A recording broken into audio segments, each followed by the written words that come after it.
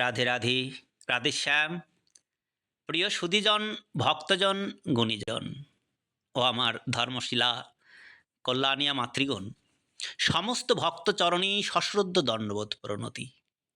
নিশ্চয়ই সবাই ভালো আছেন, ভালো থাকুন। আর প্রতিদিনের মতো সেই প্রার্থনা যে সবাই আমরা যেন ঈশ্বরের চরণে সমর্পিত হতে একটু একটু করে এগিয়ে চলি, এই প্রার্থনাই রাখছে আমার গোপাল মন্দির থেকে। হরে কৃষ্ণ। চলুন আজকে এই দেখুন, আমি এখানে আপনারা দেখেছেন যে আমি আমাদের মহাভারতের সমস্ত চরিত্রগুলোই এই যে আমাদের আত্মযুক্ত শরীরেই যুক্ত, আমি এক এক করে কিছু কিছু এখানে চরিত্রগুলো টেনেছি। আজ অবশ্যই আর একটা বিষয়ে টানবো, অবশ্যই সবার হৃদয়ে এ প্রশ্ন থাকা উচিত, এই যে আমাদের এই যে সাত অক্ষহীনী সেনা পাণ্ডবদের পক্ষে এবং 11 অক্ষয়ী সেনা ধৃতরাষ্ট্র দুর্যোধনদের পক্ষে, এই সেনাগুলো নিয়ে আমরা কখনো ভেবেছি কি? আসলে এ সেনাও আমাদের এই আত্মযুক্ত শরীরের মধ্যেই। শুধু একটু ভাবনা থেকে তুলে ধরা।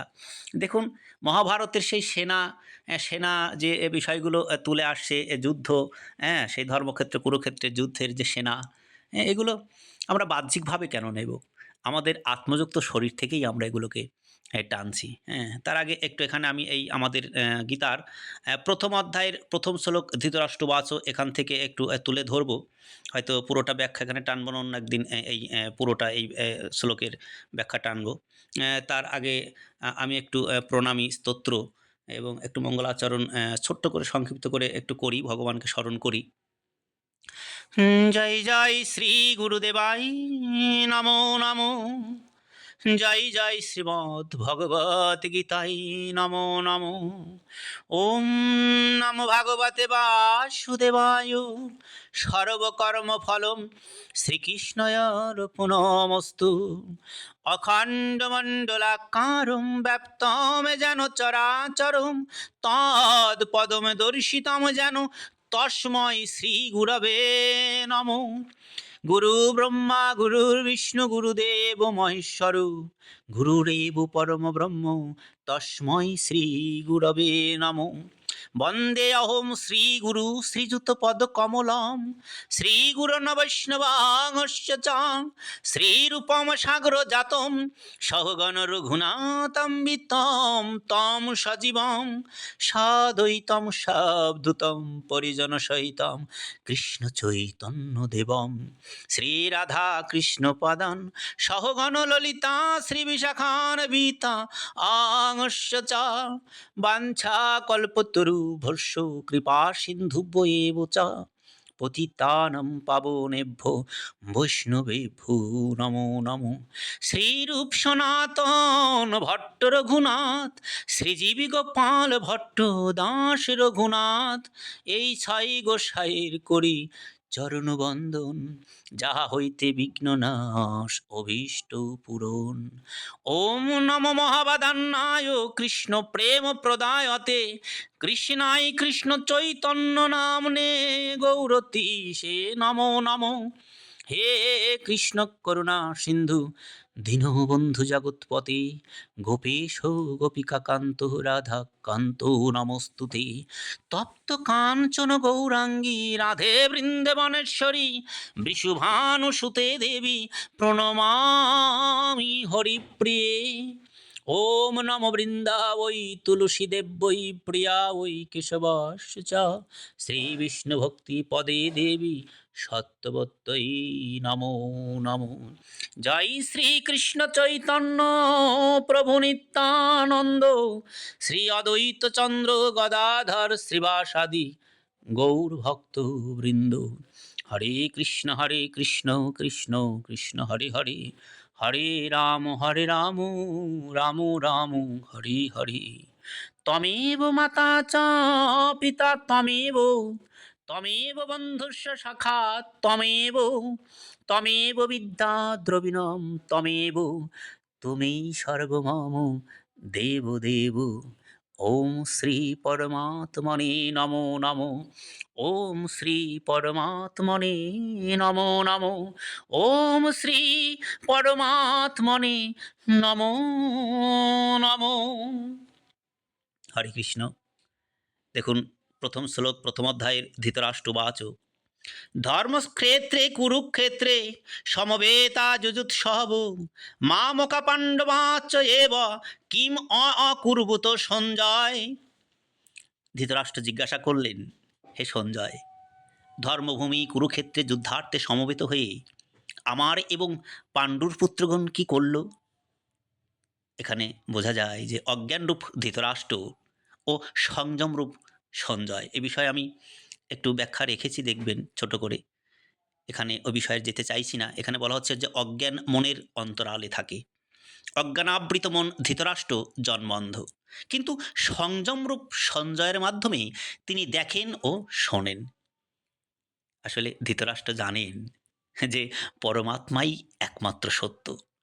পুনঃ যতক্ষণ এর থেকে উৎপন্ন মোহরূপ দুর্যোধন জীবিত থাকে, ততক্ষণ এর দৃষ্টি সর্বদা কৌরবগণের উপরেই থাকে, অর্থাৎ বিকারের উপরে থাকে।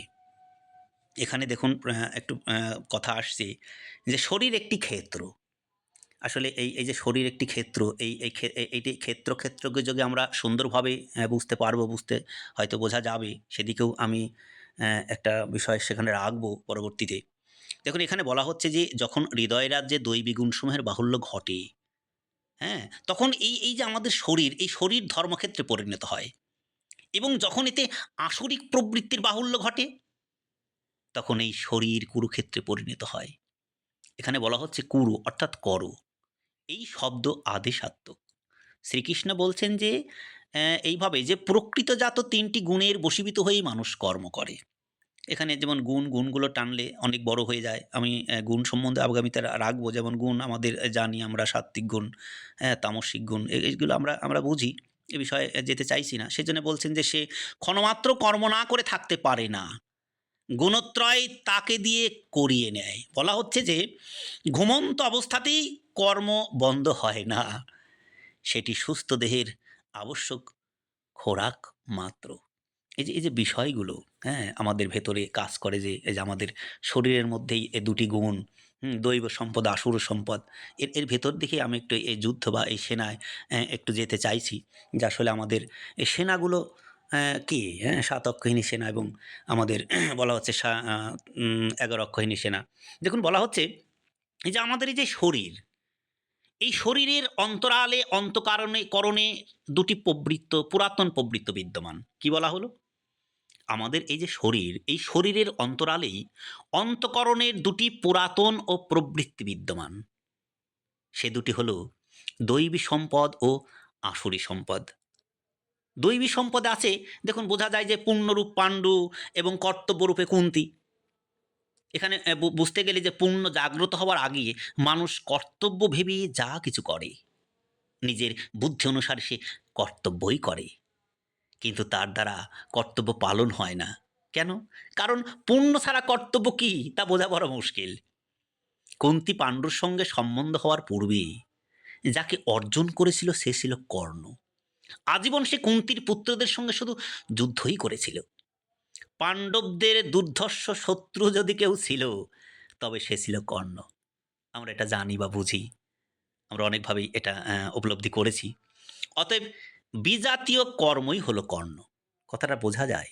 এই যে আমাদের ভেতরে যে শত্রু ভাব, হ্যাঁ, অর্জুনদের যে কর্ণ, এই যে দুর্ধর্ষ শত্রু বলা হচ্ছে, আসলে এটা কোথায়? এটা কোথায়? আমি কর্ণেরও ব্যাখ্যা রাখবো। এখানে দেখুন একটু সংক্ষিপ্ত করে করছি যে এই যে বিজাতীয় কর্মটা আমাদের কি? বলা হচ্ছে কর্ণই হলো আমাদের বিজাতীয় কর্ম। আমাদের বিজাতীয় কর্ম কর্ণ মানে কিভাবে বোঝা যায়? দেখুন, এইভাবে ভাবলে একটু ভালো বোঝা যাবে যে আমাদের এই যে ভেতরটা, হ্যাঁ, আমাদেরকে কোনো একটা বড় প্রতিষ্ঠা পেতে, আমাদের ভেতরে একটু মানুষের সামনে তুলে ধরার জন্যে, আমি যেন একটু বড় হয়ে চলতে পারি, এই ভেতরটা কিন্তু আমাদের একটু জাগে, হ্যাঁ, এবং এই জাগানোর জন্যে যে আমি এই সমাজের একজন প্রতিষ্ঠাতা পাবো, প্রতিষ্ঠা মূলে আমাকে দেখবে, এই বিষয়ে আমরা দেখবেন যে পাড়ার বা অন্যান্য এলাকার অঞ্চলের বড়, বড় মানুষের সঙ্গে দেখবেন আমরা একটু মেশার চেষ্টা করব, হ্যাঁ? যারা মাথা তোলা লোক আছেন, তাদের সঙ্গ দিলে, হয়তো আমি তাদের সঙ্গে যদি থাকি, হ্যাঁ? তাকে সঙ্গ দিতে পারলে আমার হয়তো মাথাটা উঁচু হবে, বাবা এই অরবিন্দু মেম্বারের সঙ্গে ঘুরছে, চেয়ারম্যানের সঙ্গে ঘুরছে, বা অন্য অন্য একটু জায়গা বা অনেক অনেক ক্ষেত্রেই আমরা বলে থাকি। আসলে এগুলো আমাদের বাহবা জাগানো, নিজেকে বাহবা জাগানো। সেরকমই কর্ণ ছিলেন। তিনি কর্ম কিন্তু ধর্ম বোঝেন। কিন্তু বুঝেও দেখবেন সে দুর্যোধনের পক্ষেই কিন্তু আজীবন যুদ্ধ করে যেতে হয়েছে। কেননা তার সেই প্রতিষ্ঠা পাওয়ার জন্য। হ্যাঁ? এই যে এটাই হলো আমাদের বিজাতীয় কর্ম। আমরা স্বজাতীয় আমাদের নিজের কর্ম বাদ দিয়ে আমরা আমাদের একটু সমাজে প্রতিষ্ঠা বাড়ানোর জন্যে, মান-মর্যাদা বাড়ানোর জন্যে আমরা কি করি? আমরা এই ধরনের মানুষের সঙ্গে আমরা একটু লিপ্ত হয়ে যাই। হ্যাঁ, এই লিপ্ত হওয়াটাই আমরা ভগবান থেকে একটু দূরে সরে আসা। আমাদের এটাই হলো বিজাতীয় কর্ম। তাহলে কর্ণটা কি বোঝা গেল? কর্ণটা হলো আমার আপনার মধ্যে যে বিজাতীয় কর্মের দ্বারা আমরা যে প্রতিষ্ঠা পেতে যাই সমাজে, সেই প্রতিষ্ঠা পাওয়া কিছু, কিছু মানুষের সঙ্গে মিশে আমি এই পাড়ায় বড় মহান হব। এই পাড়াটা যাতে আমাকে অনেক চেনে। এই বিষয়গুলো। এটা একপাক্ষিক ক্ষেত্রে এখানে বলা হচ্ছে কি বিজাতীয় কর্ম। হ্যাঁ? বিজাতীয় কর্মই হলো কর্ণ। আবার এটা বন্ধনের কারণ যার থেকে পরম্পরাগত গোঁড়ামির চিত্রণ হয়। আমাদের মধ্যে প্রচুরভাবে দেখেছি আমরা দেখবেন যে গোঁড়ামির চিত্রণগুলো আমাদের ভেতরে বেশি এসে যায়। পূজা পদ্ধতি মস্তিষ্ক থেকে মুছে ফেলা কিন্তু আসলে যায় না।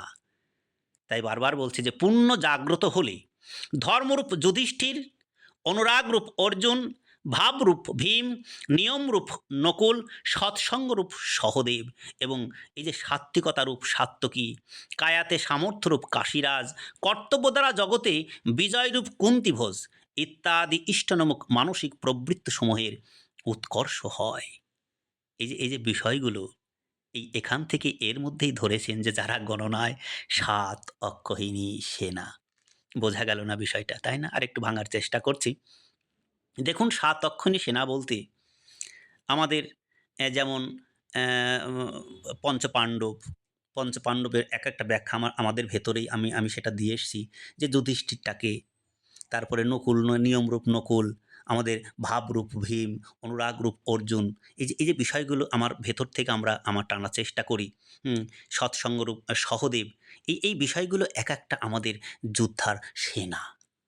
হ্যাঁ, যেকোনো যুদ্ধ করতে গেলে নিয়মরূপ নকুল, নিয়ম ছাড়া কি যুদ্ধ করতে পারবেন? পারা যাবে না। আবার ভীমরূপ ভাব, ভাব না থাকলে যুদ্ধে জয়ী হওয়া যাবে কি? যাওয়া যাবে না। ধর্মরূপ যুধিষ্ঠির, ভেতরে সত্যতা, সাত্ত্বিক ভাব, রূপ না রেখে ধর্মে এই ধর্মযুদ্ধে জেতা যাবে কি? জয়ী হওয়া যাবে কি? যে পক্ষে কৃষ্ণ দাঁড়িয়ে রয়েছেন, সেখানে যদি আপনার ভেতরে সদ্ভাব, সদ্ভক্তি, সৎ যুদ্ধ আকারে যদি আপনি এগিয়ে না যান, তাহলে সেখানে জেতা যাবে কি? এই যে এই বিষয়গুলো, তাহলে এগুলোই আপনার সেনা, যুদ্ধের বড় সেনা। তাহলে সেনা বলতে আমরা কাকে বোঝাবো? তাহলে এখানে আমরা যেমন এই হলো ৫ টা সেনা, আর প্রধান সেনা কাকে বলা হয়েছে জানেন? এই যে আমাদের সঙ্গে যুক্তও আছে পূর্ণরূপে কর্তব্য মানে পাণ্ডু যোগ কুন্তি। এখন প্রশ্ন আসে এনারাও কি যুদ্ধের সঙ্গে যুক্ত? কেন নয়? এনারা হলো দিয়ে ৬ জন। ৭ জনে আমি একটু পরে আসছি। কিভাবে ৬ জন? এদিকে পঞ্চপাণ্ডব ৫ অক্ষৌহিণী সেনা আর পাণ্ডু ও কুন্তি একসঙ্গে পূর্ণরূপে কর্তব্য। যেকোনো যুদ্ধে যদি যান, অবশ্যই সেই পূর্ণতা, কর্তব্য আপনার যুদ্ধে যে ধর্মযুদ্ধ করছি, ভগবান কি বলতে চাইছেন? যে তোমার কর্তব্য করে যাও হে অর্জুন। আমি তো সমস্ত কিছু মেরেই রেখেছি। কিন্তু তোমার কর্তব্য তো করতে হবে। তোমাকে যুদ্ধ নামতে হবে। এই কর্তব্যগুলো আমাদেরকে কিন্তু করতে হয়। তাই পূর্ণরূপে কুন্তি। তাহলে এরা যোদ্ধা বা সৈনিক কিভাবে হলো? দেখুন একটু দৃষ্টান্তে যাই। যে আমরা যেখানেই কোনো যুদ্ধে যাই বা কোনো সফলতা পাওয়ার জন্যে যাই বা ভালো ভালো কোনো কর্মে করার জন্যে যাই, সেই কর্মে যাতে সফলতা পেয়ে বাড়ি আসতে পারি, সেজন্যে কিন্তু আমাদের পিতামাতা বা আমাদের গুরুজন যারা রয়েছেন, তাদেরকে আমরা প্রণাম করি, তাদেরকে স্মরণ করে, তাদের আশীর্বাদ নিয়ে বেরিয়ে যাই। কেন? আপনার ভেতর থেকে কি এটা আসছে না? যে কুন্তী দেবীও পাণ্ডুর যে আশীর্বাদ, মাতা কুন্তী দেবীর যে আশীর্বাদ, সেটা কি যুদ্ধের মহাস্ত্র নয়? সেটাই যুদ্ধের মহাস্ত্র পাণ্ডবদের কাছে। মায়ের আশীর্বাদের চাইতে বড় অস্ত্র আর কি হতে পারে? যুদ্ধে বিজয়ী হও। এর চেয়ে বড় অস্ত্র আমার আপনার কাছে আর কিছু হতে পারে কি? তাই এখানে শ্রেষ্ঠ অক্ষৌহিণী সেনা তাদেরকেই বলা হচ্ছে, তাদের আশীর্বাদ। তাহলে এখানে ৬ টা, পঞ্চপাণ্ডব ৫ টা, 5 অক্ষয়িনী, আর কুন্তিযোগ পাণ্ডু পূর্ণরূপে কর্তব্য, এটা একটা 6 অক্ষয়িনী সেনা এবং 7 অক্ষয়িনী সেনা। এই যে বলছে যে যারা গণনায় 7 অক্ষয়িনী সেনা, হ্যাঁ, কর্তব্য দ্বারা জগতে বিজয়রূপ কুন্তিভোজ, একে দিয়ে 7 অক্ষয়িনী সেনা বিজয়রূপ। কারণ অর্জুন যুধিষ্ঠির জানেন বিজয় আমাদেরই।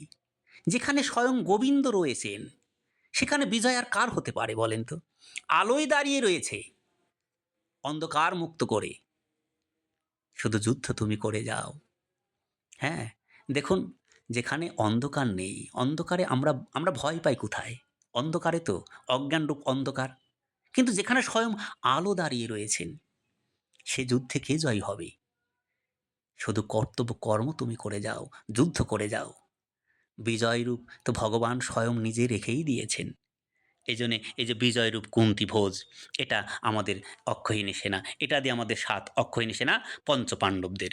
বোঝা গেল? তাহলে সমস্ত এই যে বিষয়গুলো আমরা বুঝতে পারি আত্মযুক্ত শরীর থেকে, যে সবই আমাদের এই 7 অক্ষয়িনী সেনা আমাদেরই আত্মযুক্ত শরীরের মধ্যে, যারা গণনায় 7 অক্ষয়িনী সেনা। আসলে বলা হচ্ছে, দেখুন, যে অক্ষ দৃষ্টিকে বলা হয়, হ্যাঁ? সত্যময় দৃষ্টিকোণ দিয়ে যার গঠন হয় তাকেই বলে দৈবী সম্পদ। পরম ধর্ম পরমাত্মা পর্যন্ত পৌঁছিয়ে দেয় এই 7টি সোপান, 7টি ভূমিকা, কোনো অন্য কোনো গণনা নয়। তাহলে বোঝা যায় সমস্ত গণনা আমাদের এই আত্মযুক্ত শরীরের মধ্যেই।